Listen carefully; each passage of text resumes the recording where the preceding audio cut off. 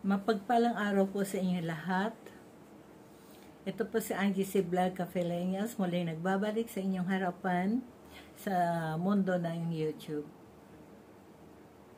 Kamusta na po kayong lahat, guys? Na-miss ko na rin po kayo sa tagal ng aking hindi paglabas dito sa aking channel.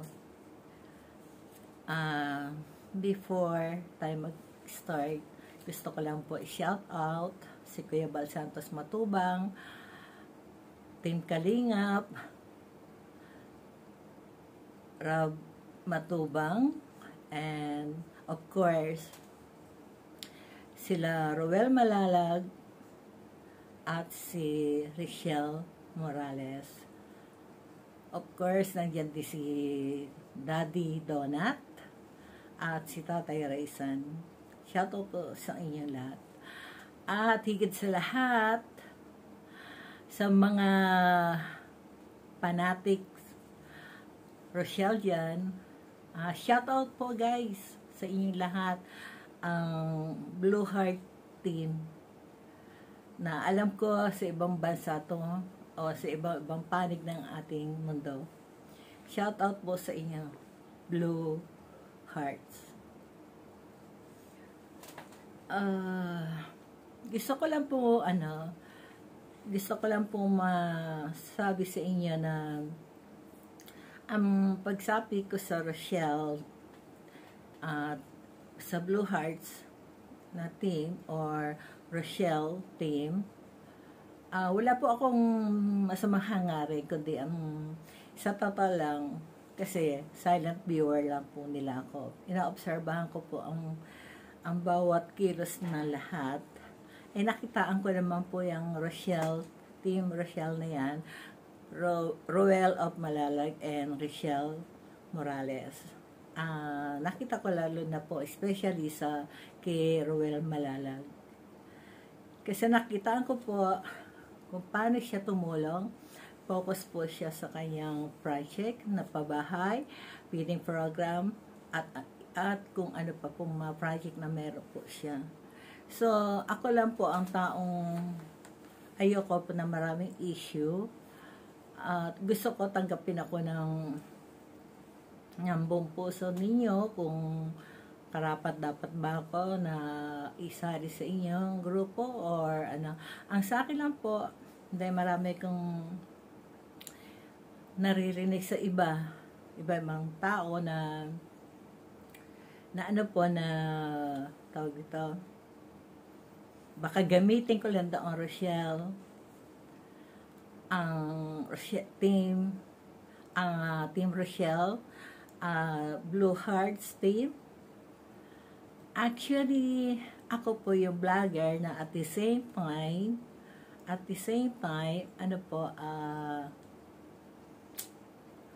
sponsor po.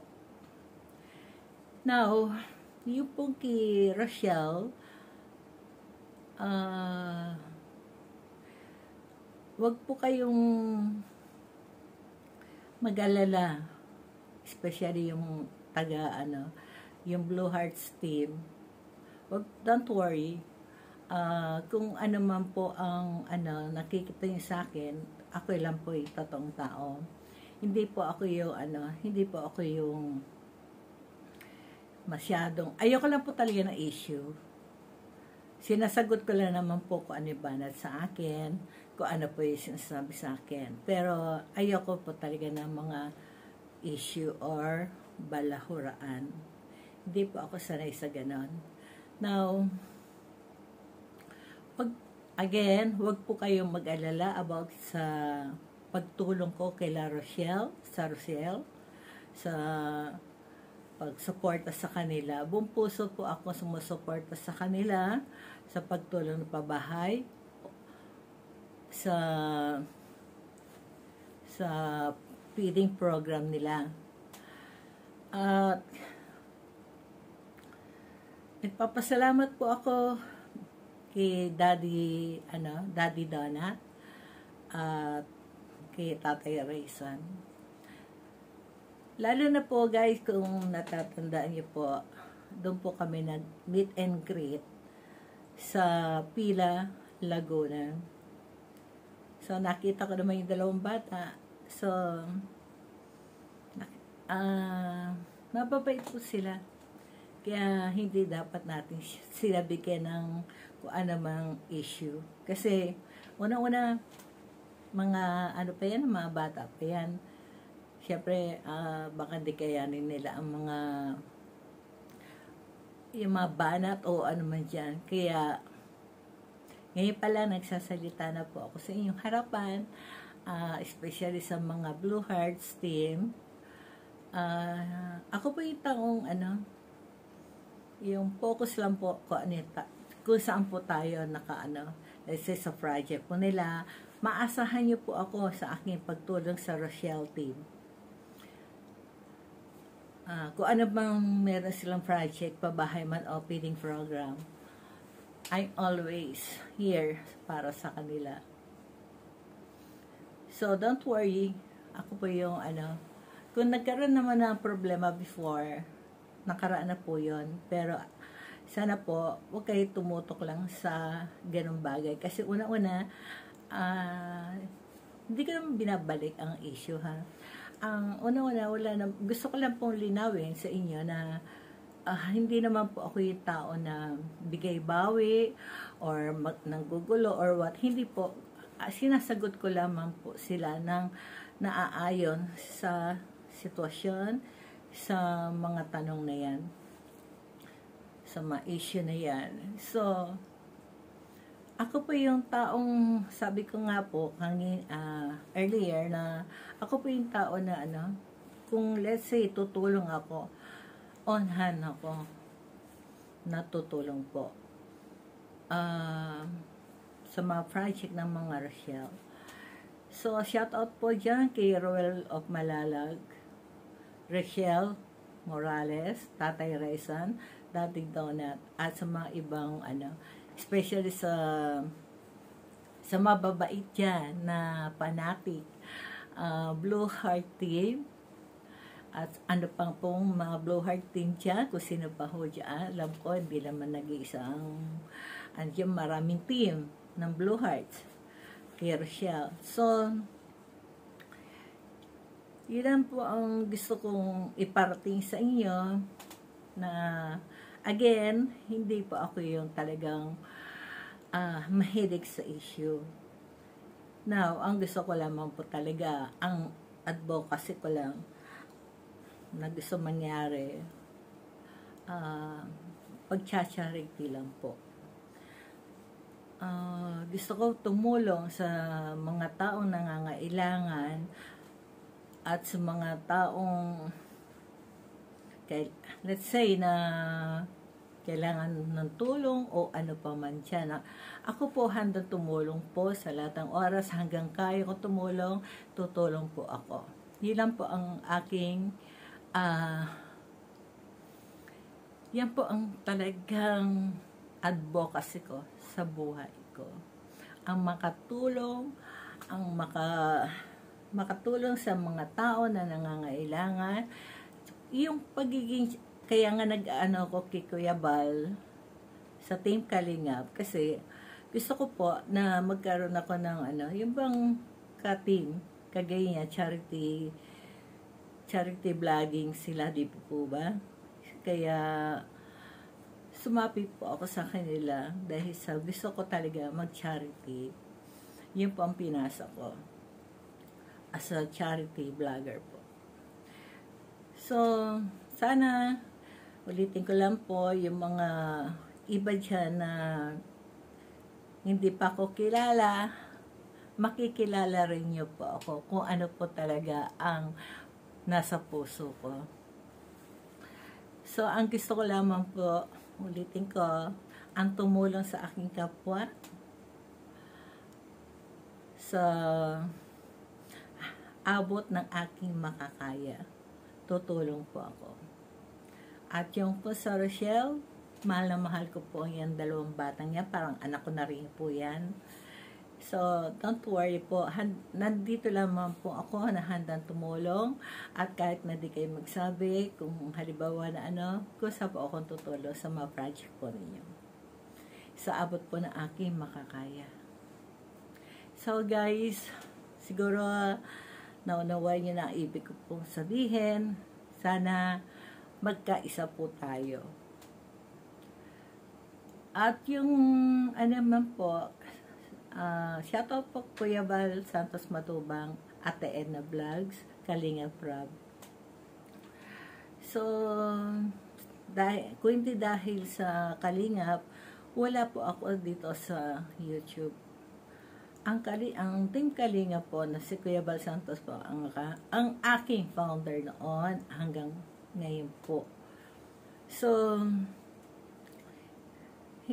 hindi po ako sorry, pero ayoko pong bumitaw sa pagiging sa charity vlog ng Kuya Val Santos Matubang or Team Kalinga. Shout out Ate Edna. Mahal na mahal ko po kayong lahat. Nakita niyo naman po ang ko. Pasensya na, pero yung pagiging prangka ko lang minsan, ayoko naman po maging plastic sa inyong harapan. I hate plastic people. So, siguro, nami-misinterpret niyo lang na ito pong inyong lingkod, talagang lang po, yung focus lang po talaga sa, kung saan tayo, focus lang tayo sa trabaho, sa pagtulong.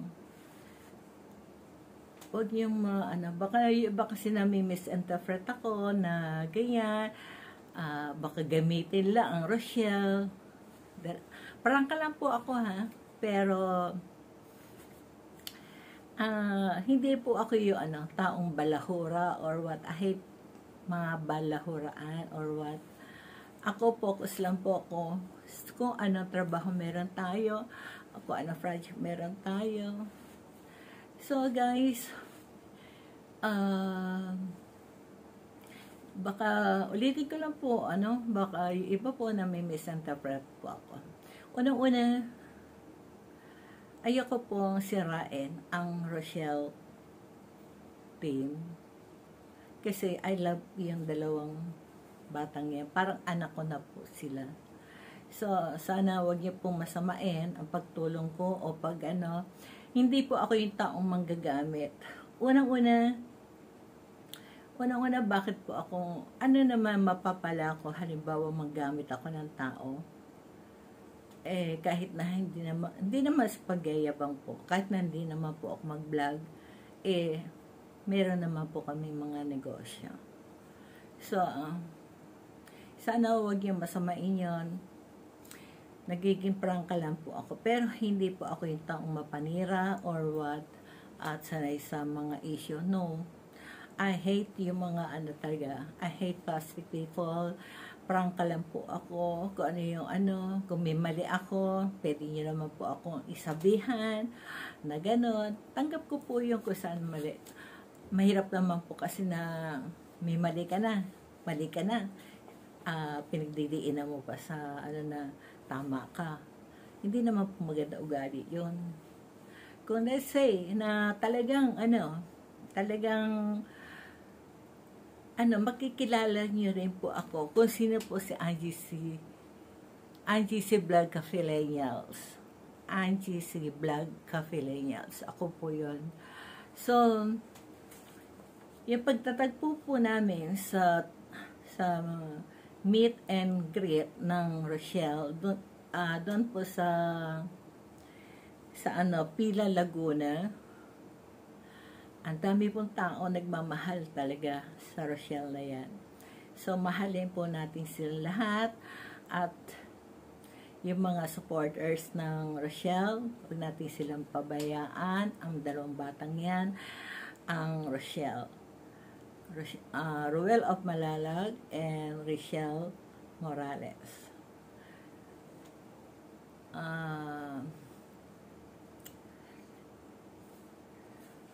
Yung pong yung pong pagtulong, kasi wala naman akong di ba? Wala naman akong kundi sa sarili kong bulsa nang gagaling pagtulong. Hindi naman, wala naman po akong sana, wala naman po akong ibig sabihin, wala naman po akong, tawag dito, wala naman po akong sponsor or what. Ito yung sarili ko lang pong pera galing sa bulsa ko. Wala po akong sponsor or what. Now, yung pong gustong tumulong sa Rochelle, Team Rochelle, sa kanilang mga pabahay, mga project, pabahay, yung pong feeding program, tumulong din po tayo sa kanila, sa dalawang batang yan. Kasi nakitaan ko naman po sila, bata pa lang, talagang focus po sila sa pagtulong. Siyang babait po nila, promise. Kaya naman, hindi natin dapat hayaan na masira sila ng kung sino man. So guys, yun lamang po ang ko, guys, sa ko ito, paglabas ko ulit dito sa YouTube. Sana suportahan niyo po ang Rochelle, Team Rochelle, sa kanilang mga project. Yung mga sponsor dyan, diretso nyo na lang po sa kanila kung halimbawa, tutulong po tayo. Diretso na lang po natin sa kila Ruel, Malalag, o kaya kay Rochelle Morales, para at least talagang tawag ito, talaga natanggap po nila. Kasi mahirap naman din po na idaan sa iba, hindi naman po lahat ng tao hindi ko naman nila lahat. Mas maganda po na kung mag-aabot po tayo ng tulong, doon na po sa direct na po sa sa dalawang batang yan, sa Rochelle, kay Ruel and Rochelle, para maiwasan na po yung mga kagaya na ko po, may nawawala yata 100K. So, no question po ako doon. Dahil wala naman po ako naanahan ko lang po, napanood ko lang po sa isang vlog, wala daw yun para sa project o pabahay ni Roel na 100K.